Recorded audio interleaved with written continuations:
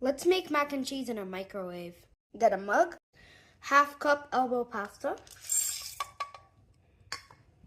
half cup water,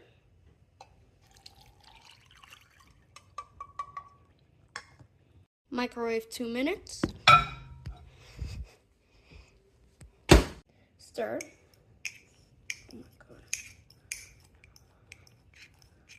Microwave again for exactly 2 minutes. Now add salt and a bit of pepper.